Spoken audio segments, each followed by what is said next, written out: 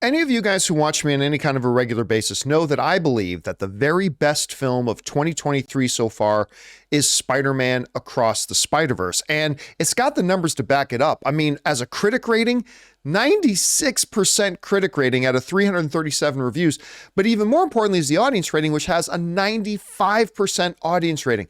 These are absolutely stunning numbers for an absolutely stunning film, a film that I contend at the end of the day should get a nomination for Best Feature Film at the Academy Awards this year. Not the Kitty Prize of Best Animated Feature Film, because let's face it, the Oscars only created the Best Animated Feature category so they wouldn't have to deal with actually having to nominate excellent animated films for Best Picture.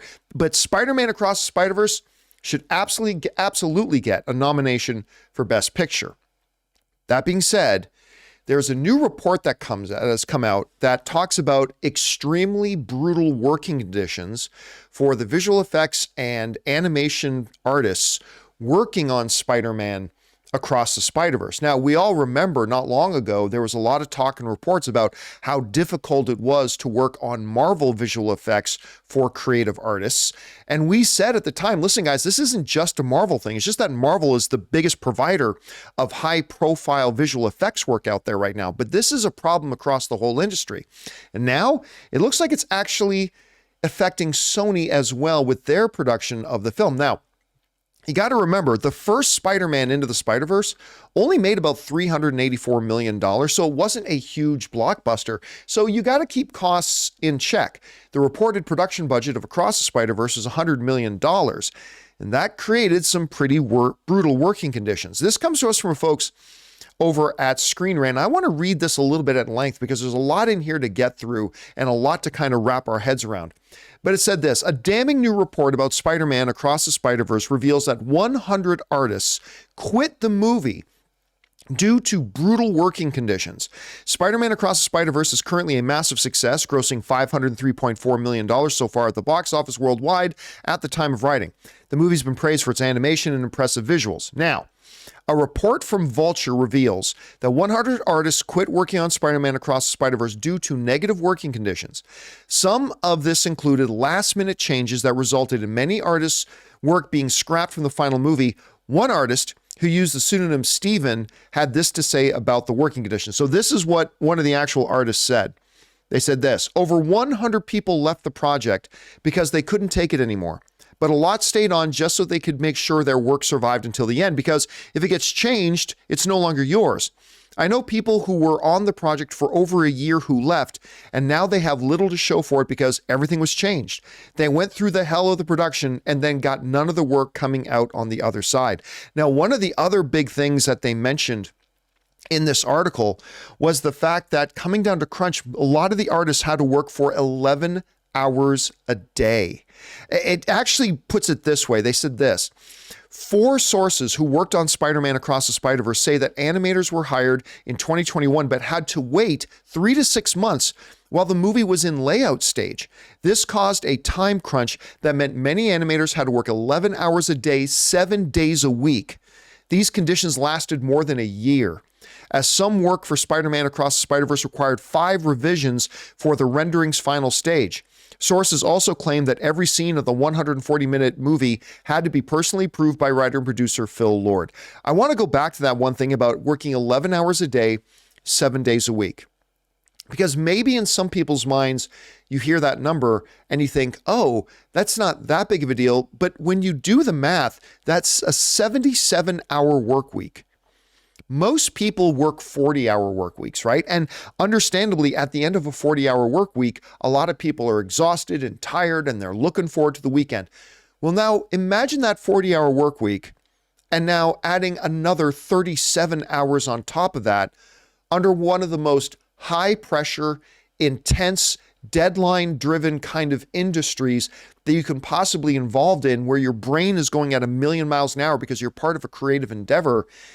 It's pretty hard and pretty brutal. Now, some people will say, and understandably so, well, hey, listen, you kind of got to know what you're getting into when you're working in the movie business. And yeah, there's truth to that. There absolutely is. But I can totally see why, as this report says, like 100 artists ended up leaving the project just because the conditions were just too brutal. And that's an artist's prerogative to do. If the working conditions are just way too intense, get out of Dodge and leave. But again, this highlights a bigger problem with the industry as a whole, that as more and more productions are being made, more and more television and streaming series than any other time in history, more and more movies with high-profile visual effects work that's required of it more than any other time in history.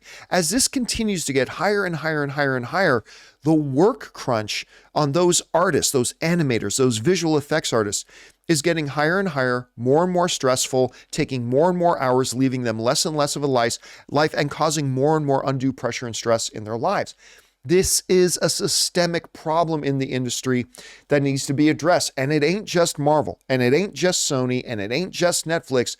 This is an industry-wide problem that people are going to have to get grips on, or else we're going to see major, major problems with our big visual effects and animated movies moving forward if we're not careful.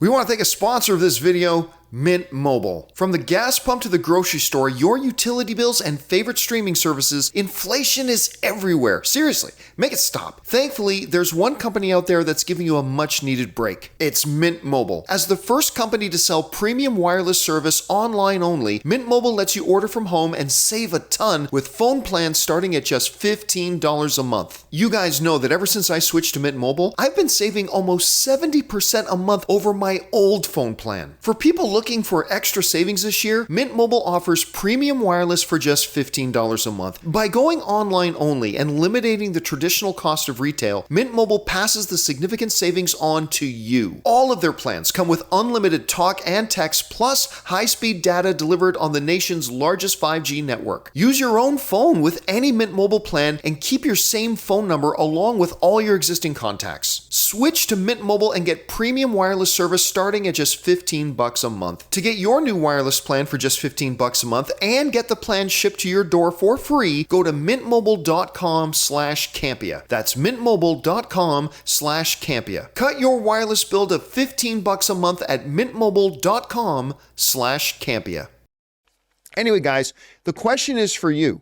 What do you think about this report? Maybe you're like me and you think Across the Spider-Verse is the best movie of the year.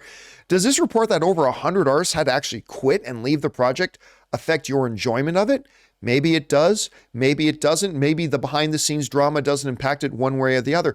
And how do you see this problem getting finally resolved in the long haul? Some people like me have been saying for a long time that animators and visual effects artists need to unionize, just like the Writers Guild has a union, the Actors Guild has a union, the directors have a union. I mean, I think it's high time that they do too, just to get working conditions back to reasonable. Whatever you guys think about this problem, jump on down to the comment section below and let us know your thoughts. Hey guys, thanks for checking out this video. Make sure you like and subscribe to the channel, but more importantly, make sure you subscribe to our daily podcast, the John Campea Show podcast, available on Spotify, Apple Podcasts, and your favorite podcasting app of choice.